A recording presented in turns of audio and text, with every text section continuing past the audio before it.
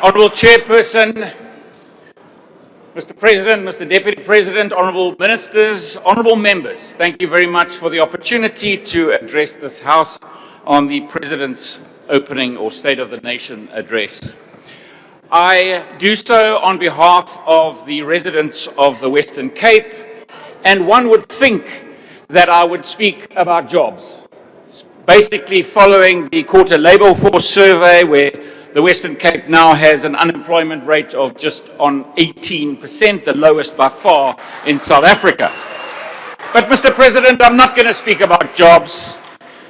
I'm not going to speak about the 31,000 jobs in manufacturing, or the 48,000 jobs in trade, or the 22,000 jobs in agriculture, or the 22,000 jobs in construction, or perhaps the 360,000 jobs out of 400,000 jobs, net jobs in South Africa in the last 5 years that came from the Western Cape.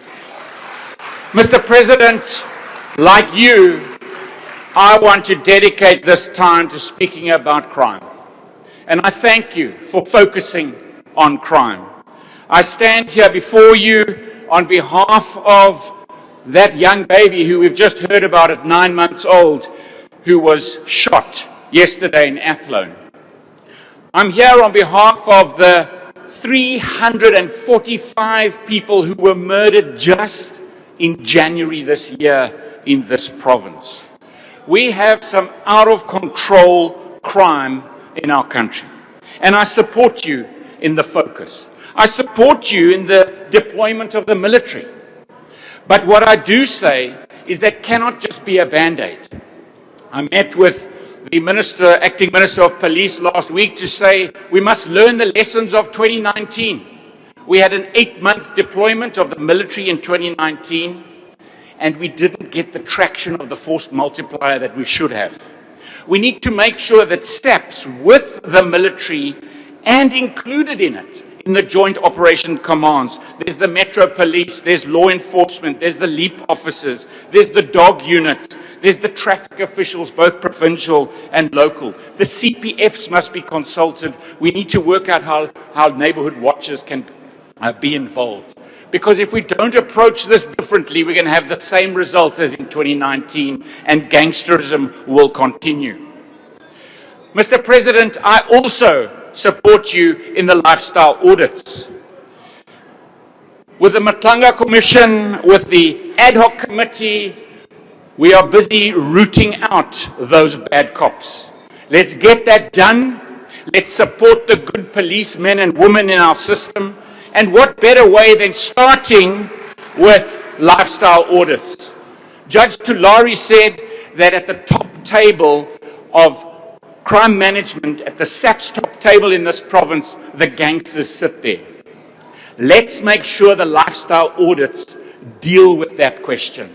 Let's make sure that there's no corrupt deals at the top table of policing. So I absolutely support you in it. We've got to make sure, Mr. President, that we resource those police officers.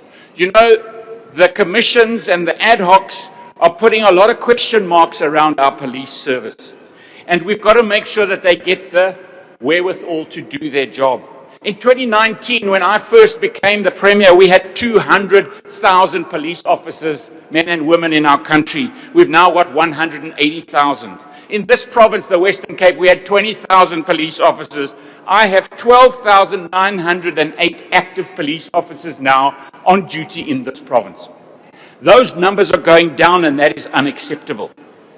We also need to make sure that we get two areas of focus. The first is detectives, and the second is the anti-gang unit, or fighting gangsterism and fighting extortion. Mr. President, when it comes to detectives in South Africa, there are 8,500 vacancies. In this province, the Western Cape, there are just under 1,000 vacancies. We need to fill those vacancies, because it doesn't help if you arrest someone, you take a firearm off someone who's just shot someone in the community, and the next day they're back on the street. We're not putting dockets that are quality dockets into the court system. The other day, I went to the Kraaifontein police station, And at that police station, they have 62 detectives. They have 38 vacancies. And you know that those detectives have one computer. One. That's in the captain's office. The captain prints out the email and hands it to them by hand. They have no cell phones, not one. In Khayelitsha, it's not much different, except they have 5 cell phones amongst 92 detectives. This cannot be how we resource our officers, enabling them to do their job. The same thing in Mitchell's Plain, Mr. President, and you know the scary part about Mitchell's Plain is that's a presidential designated gang police station that needs to be extra resourced. The gang stations that you have designated, you have now got 1 colonel and 3 captains when there should be 4 colonels and 8 captains. That's just in the management. That's let alone the vacancies and the detectives there. They have only 28 detectives. They don't have the wherewithal to do their job. Now that is where we as a province and a city have said, we will help. Let us help. I've got a document here for the Minister, Acting Minister of Police, that is going to enable us to help to add. In this government of national unity, we are putting our hand up to say, we will help. Let us make sure we resource these people. But what I want to say lastly, Mr. President, and you know, Mr. President, you said it is time to be bold. So I want to talk about the budget for police. This is Vote 28, page 527 of the budget book. And in that budget, it says that VIP security is 4.264 billion rand. 4.2 billion rand, Mr. President. Do you know how long it takes to count to 4.2 billion? 133 years. But at the same time, you can't find a line item for the anti-gang unit. There's no budget line item for the anti-gang unit. But a question to Parliament saying, what kind of resources does the anti-gang unit have? In the 23-24 year, it was 34 million. Not even 1% of the VIP security budget. Not even 1%.